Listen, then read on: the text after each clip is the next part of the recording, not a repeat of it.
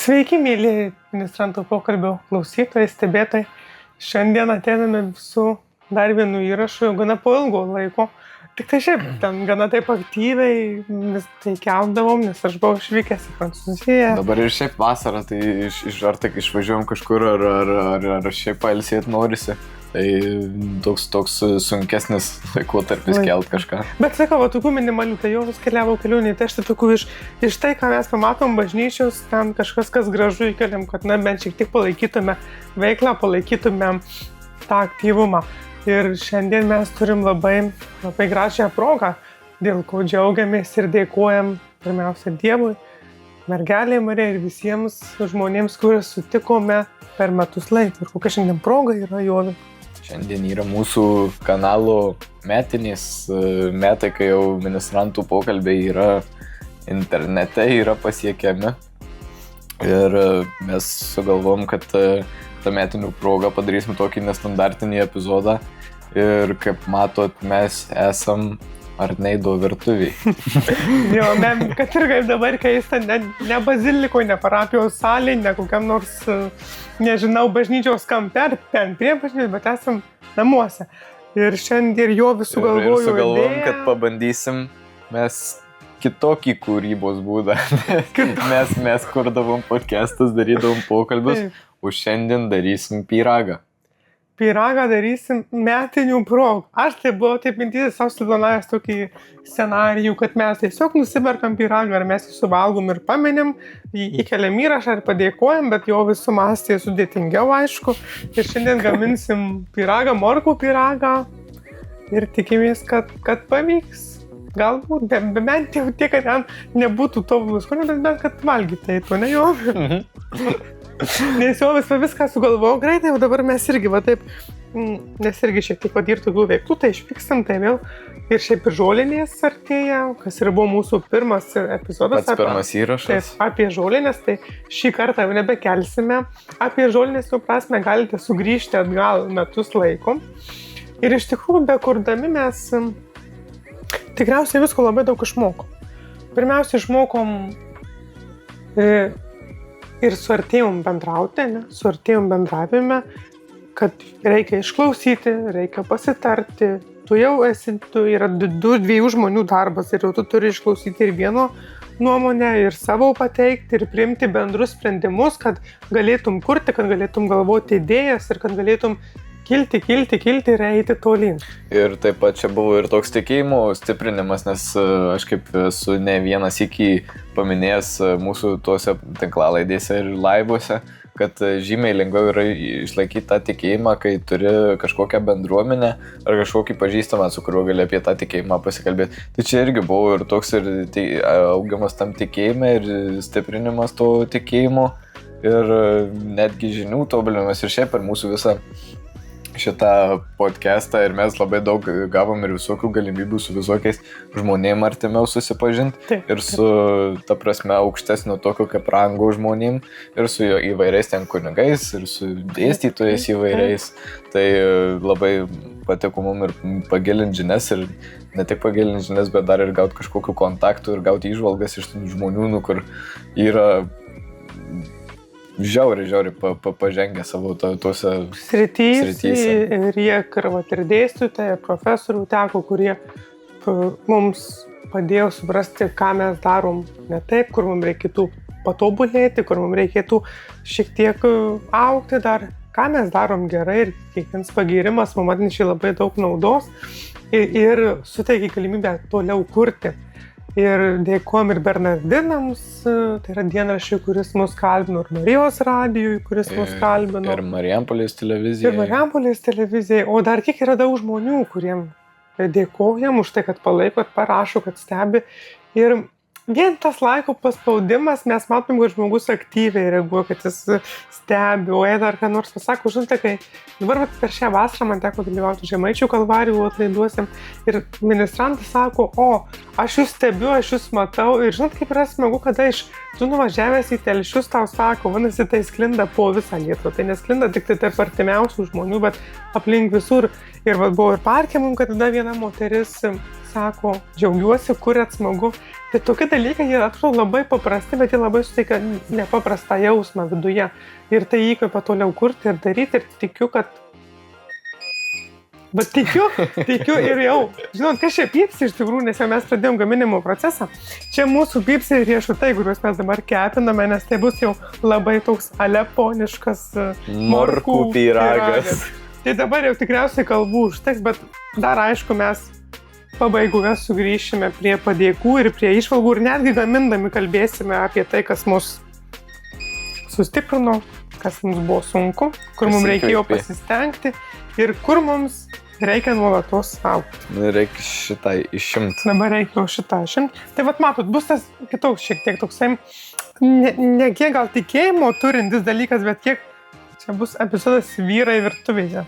Pažinot, kai būna, kai vyrai virtuvėje būna, tai kažko labai vau. Pažiūrėsim, ar nereikės pradėti rinkti pinigų naujam namam, ar neįdai? Tai va, matysim. Tegul jie atvėsta. Prašom, jūs nusiplausit rankas. Aš nusiplausiu rankas. Su rankas ir jūs sutarkuosite tikriausiai morkas. Šitaip, ne? Šitaip? Ne pailgai. Ar šitaip geriau? Ne, aš taip neis. Šitaip? Šitaip, jau. Jo, tai va, gerai. Pradėjom tik morkas tarkuoti ir jau Dabar stengsimės ir gaminti, ir kalbėti. Jau tą visą istoriją, tai jūs puikiai žinote, kaip mes pradėjom kurti, jau visuose portaluose, visuose įrašuose mes esame pristatę ir tikrai tą Dievo vedimą mes... Vyrai negali dviejų darbų daryti. Aš dabar bandžiau kalbėti ir norėjau įpilti 190 ml aliejaus, įpiliau 200. Tai iš tikrųjų... Kokia didelė nelaimė. Tai aišku, čia dar nieko tokio. Bet esmė tame, kad... Pat pamiršau, kad ką aš ir sakiau iš tikrųjų. Esmė tame, kad šitie mūsų įrašai tikriausiai pirmiausia mums leido augti dvasiškai, ką ir jau vis minėjau, nes tu turi visada, kaip aš sakau, domėtis, turi pasiruošti, kad tu galėtum pristatyti, kad tu galėtum galbūt perteikti, galbūt tu susistemintą tą informaciją galėtum perduoti. Ir tikiu, kad ir tie, kurie stebėjo, kažką sužinojo, kažką patyrė ir įgavo dvasinių dalykų, ne tik mes, bet ir tie, kurie mus nuolatos stebi.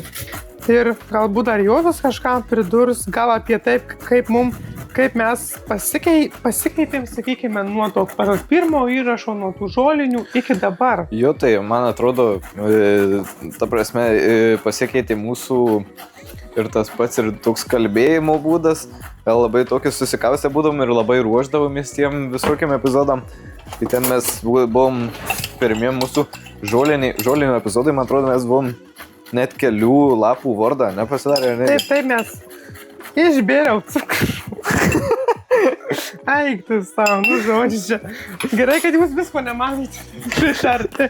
Tai, žodžiu, jo, mes būdavom viską pasiruošėm. Čia aš gal toks būdavo labai jau bailiukas, kad jau viską reikia pasiruošti, kad tik tai nepraleistume nieko, kad tik tai viską pasakytume ir viskas. Ir tada tu ir susikaupsės, ir susivaržęs, ir seki, kad tu padarytum, pasakytum ir tą ar aną.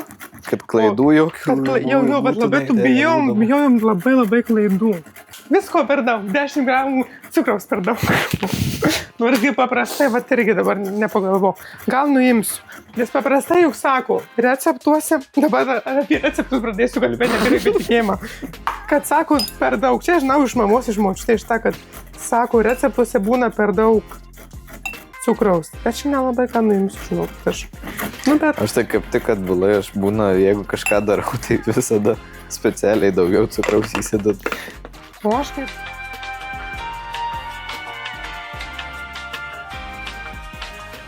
Ir iš tikrųjų parašysit, nes mes dabar tai tikrai esame laisvi labai.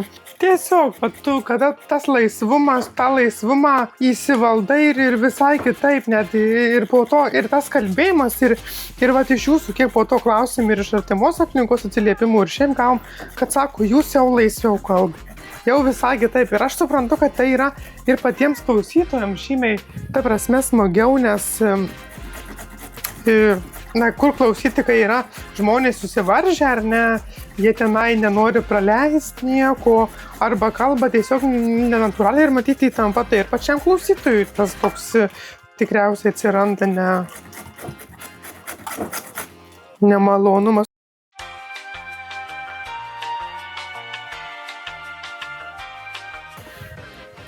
Dabar perdavėm viską jo į maišymą. Jonas ateis jums parodys, ar čia viską. Čia kaip kokia mėsa atrodo. Čia, žinokit, čia net, čia atrodo kukuliukais su morku. Gerai, jau bus čia daugiau neprimaišysiu. Palikti štai. Tai vat, čia sekasi visai, čia iš tikrųjų dabar net ir suskėstėjau tą patį masę iš tikrųjų. Gal riešutai, nežinau, ar šiek tiek ne per stambiai. Gerai, aš manau, kad galim pilti tada. Žodžiu, parodyk Arneidai, su kuo tarkavai apelsinus. Ta prasme, reik mums šiek tiek įtarkuoti apelsinų žievelės. Aš pagaliau su šitą tarką bandžiau įtarkuoti. O reikia su taburogi, nežinau. Skaniai atrodė. Mėsa tokia, nežinau. Žiauriai, super skanu, wow. Mėsa tokia, nežinau. Va, Tai va. dabar turim jau, palauk, dar išlipškyčiau. Turim masę, jau supiltą su riešutais, su aliejus, miltai, žodžiu, viskas. Žievelę užtarkavom, apelsinų žievelį. Ir dabar dėsime 50 minučių. Ir su jumis darysime pertrauką, per laiką mes tvarkysime. Kol dar keps, dar kažką pakalbėsime su jumis, dar apibendrinsime metus, pasakysime, ko sau linkime, kur darėm gal klaidų. Tokia savirefleksija. Mes sugrįžome po pertraukos, jums tai tas pats vaizdo įrašas. Tik tai pasikeitė mūsų sėdėjimas, pasikeitus pozicija. Per tą laiką mes viską susitvarkėme, nežinau, kaip yra gamina, tai būna po to. Betvarkė, ne? Viskas ten cinamonų, ten miltų, ten cukraus kažkur. Ir per tą laiką išsikepė mūsų pyragas, kuris yra už mūsų. Dar reikia šiek tiek palaukti, kol jis atvės, tada pasidarysime kremą, jį perstepsime ir ragausime. Galutinį vaizdą jums parodysime ir pasakysim, ar skanu ar neskanu. Receptą tai vis tiek vertėtų gal pabandyti, nes atrodo jis labai skaniai, o mes kai gaminam tokie, tai gali būti neskanu. Žiauriai, super skanu, wow. Jūs kai pasigaminsit? Bet pažiūrėsim dar. Negalim iškart pesimistiškai žiūrėti. O dabar apibendrinant metus jovė. Tai buvo mūsų šitie metai labai produktyvūs tikrai ir gražūs ir supratom ne tik tuos pačius podcastus, kaip reikia leisti, bet ir sužinom ten tuos visokius būdus, kaip tenais, pavyzdžiui, jeigu reikia labiau su žmonėm pasikalbėti, kad mes laivus galim daryti, jeigu norime, kad kažkas atsisuktų arba kad tiesiog turėti tokį gal kokybiškesnį šiek tiek tą epizodą, tai daryti įrašus, kaip dabar mes darom. Ir tikrai šitie metai buvo pilni visokių ir naujų susipažinimų tenai su įvairiais žmonėm. Ir tikrai mums šitie metai buvo labai geri, manau. Taip, jie tikrai daug atnešė, jie prabėgo labai greitai, nes dabar, kaip sakau, pagalvojus, atrodo, kad neseniai dar atvažiavom autobusu su patarnautoju Matu ir diskutavom, kaip jaunimą reiktų pritraukti, kaip čia daryti, ką čia kurti, ar čia kažkaip tai tiesiog lankstinukus daryti, kad jaunimą kviesti, ar kažkaip. Ir šie metai tą dvasinį augimą labai davė. Kada tu augi, tu bendrauji su kitais žmonėmis, tu sėmiesi dvasinių šūkų dalykų iš jų ir pats domiesi viskuo, analizuoji, tai kad tu galėtum pateikti tai auditorijai, pritraukti ir paprasčiau jaunimui.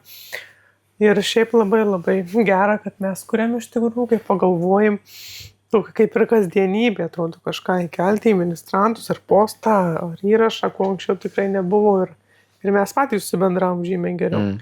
Nes mes esam klasiokai, mes nebuvom pažįstami, kol aš nepradėjau patarnauti. Bet tas pats pokalbis, kur ministrantų patys pokalbė, pati gal labai suartino. Ir šiaip labai džiugu, kad tikrai nemažas jau susidarė toks būrys, kurie tikrai nuolat stebi, nuolat seka, nuolat palaiko. Tai yra labai smagu ir labai gera.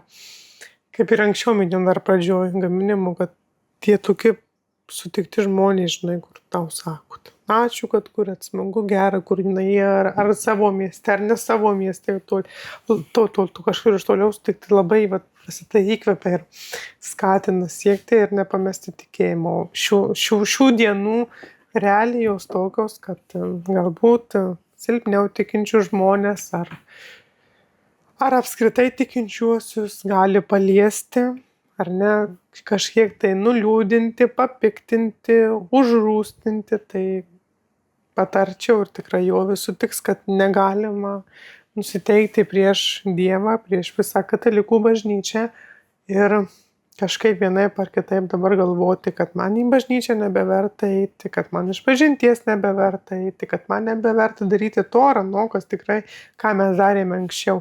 Reikia suprasti, kad yra labai daug nuostabių ir be galo gerų kunigų, kurie mus augina, mums leidžia dvasiškai kilti. O tokie atvejai taip reikalauja tikrai dėmesio, reikalauja suklusimų, kad tokių dalykų iš vis nebebūtų. Nes tai yra bažnyčia, tai yra Dievo namai, tai yra žmonių Dievo tarpininkai, tai yra žmonės, kurie tarpininkauja, sakykim, per išpažintį, per sakramentų teikimą. Bet tikrai... Dėl tokių dalykų neturi nukentėti nei vieno žmogaus tikėjimas. Aišku, gali tai kažkiek mus paveikti, bet mes turim stengtis ir to tikėjimo nepamest, kadangi šitie dalykai, nors ir kaip būtų sunku juos ir skaityti ar patirti, vis tiek juos reikia išgyventi ir judėti toliau. Ir kaip ir Arnaidas minėjo, nenuvertinti visų kunigų dėl ten vieno ar dviejų kažkokių blogų nukrypusių. Taip, nes vis tiek, žinot, jeigu, sakysim, gydytojas ar mokytojas, kuris pasielgia panašiai ar ne, yra tuo pačiu apkaltinamas, mes nesakom, kad visi mokytojai yra tokie. Ir neinam į mokyklą. Jo, mes einam, vis tiek mes mokomės arba gydytojai ar ne, ginekologai ar šiaip apskritai, bet kurie gydytus visą pagarbą gydytojams, mokytojams ir kunigams, mes čia dabar nebandom kažkaip sulyginti ar pasakyti, kad kunigai čia mokytojai, tai yra gydytojai ir mokytojai, tai yra čia jo irgi blogai, čia ne. Mes tiesiog lyginam, kad ta prasme mes negalim nusigręžti nei nuo mokytojų, nei nuo gydytojų, nei nuo kunigų, nes visi atlieka labai svarbią misiją savo gyvenime. Mūsų mokytojai ruošia, išleidžia į gyvenimą, gydytojai gydo mūsų fizinį kūną ir mes turime jais pasitikėti. Lygiai taip pat ir kunigais, kurie turi gydyti mūsų, kaip čia pasakyti, dvasinį kūną ar sielos dalykus. Tai suprasti, kad tikrai ne visi kunigai ir nesvarbu, grupėje buvo atsitiktų, kokių grupėje žmonių tai vyktų, tai nereiškia, kad yra visuma, ką labai mėgsta žiniasklaida ir mėgsta kitos informacinės priemonės pateikti. Tai yra, jiem tai yra gerai, jiem tai yra skandalas, jiem yra už ko užsikabinti, jų žinomumą kelia ir visa kita. Tai linkime išlikti budriems, pasitikėti bažnyčią, pasitikėti Dievu, melstis ir prašyti palaiminimų visiems, nes piktasis veikia absoliučiai visur. Ir melstis taip pat už visas aukas. Ką, matote, gal atrodo, kiek turėtume džiaugsmingai, bet mes bandome pritemti ir tai, kas vyksta ir dabar, nes mes irgi negalim tylėti. Mes esam katalikų bažnyčios dalis, mes esam ministrantai, kurie turi apie viską kalbėti ir apie visas vykstančias malones ar nemalonės akimirkas bažnyčių. O šiaip tai labai džiaugiamės, kad mūsų veikla klesti ir mes klestim ir tikimės, kad ir tai mūsų augina, mums leidžia pažvelgti ir į save, ką mes darom blogai, kur mums reikia tobulėti, nes nuodėmių mes visi turim. Tai yra neišvengiama. Dabar jau sugrįšime padarę mūsų tam pyragui tą visą kremą. Kremą ir viską padarė ir jau parodysim ant lėkštutės jums, kaip skanausime ir valgysime ir pasakysime, ar vis dėlto buvo verta ar neverta. Štai mes ir pabaigoje, paskutinėje dalyje degustavime. Žinot, iš tikrųjų, kaip ir galima sakyti, pavyko. Žinosit, pirmas emocijas mes dar neragavom jau, kadangi dar palaikėm šaldytuvę. Šiek tiek čia bandėme papuošti, bandėme padaryti Jėzų. Ten tokios išėjo sienos, ten, žodžiu, jų neturėjo tai būti, bet tai yra mūsų kūryba, tai yra kaip sakyt, jau dabar vienetas iš žmonės. Bet tai yra kūrybos dalis. Ir kaip ir jau vis pradžio minėjau, šį kartą pasirinkom kitokią kūrybą, kitokį variantą. Tai yra gaminti pyragą prie brūkšnelį torto. Jeigu recepto reiks, mes būtinai kelsime jį. Ir, nežinau, ką. Galim ragauti. Galim paragauti ir jum iš pirmų lūpų sužinosite. Aišku, dar turėtų šiek tiek pastovėti.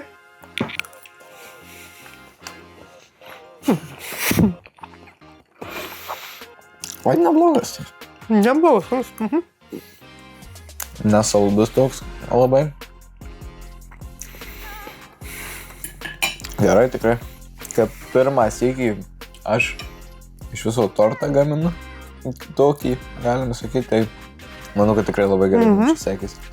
Skanus gal tik reiktų pieno. Aš dar jisai per naktį basovės jis bus dar skanes, bet jei dar tos būtų razonų, yra. Razonus.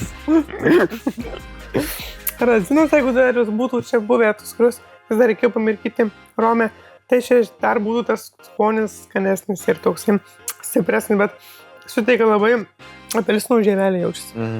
Atrodo jūs nedaug, bet o tokį suteikia poskonį labai gerą. Tai iš tikrųjų labai džiaugiamės ir tikrai pavyko. Čia su kokiu dar pienu, tai čia tikrai žiauriai gerai. Kaip ne kulinarai, kaip pirmą kartą. Tai labai gerai. Tai va. Tai linkime jums tikėjimo nepamesti, linkime mylėti Dievą, su juo nuolatos kalbėti, bendrauti, linkime gražiaus ateinančios iškilmės švenčiausios mergelės Marijos ėmimų į dangų, šolinių ir ko dar jau vis palinkės galbūt. Toliau likti su ministrantų pokalbiais ir toliau mūsų stebėti veiklą visą. Ir būti aktyviems. Taip, ir parašyti kokį gal komentarą, pastebėjimą ar ką nors. Ačiū, kad esate, kad buvote, kas esate nuo pat pradžios, tai yra jau 1 metai. Ir aišku, norime, kad kuo daugiau žmonių prisijungtų prie mūsų ir prie mūsų šios veiklos. Su mūsų abiejų gimtadieniu. Antrų. Nu, ne antrų, tai galim sakyti, kad 2 gimtadienius švenčiam. Ačiū, kad esate ir tikime, kad liksite su mumis ir stebėsite mus. Su Dievu. Su Dievu.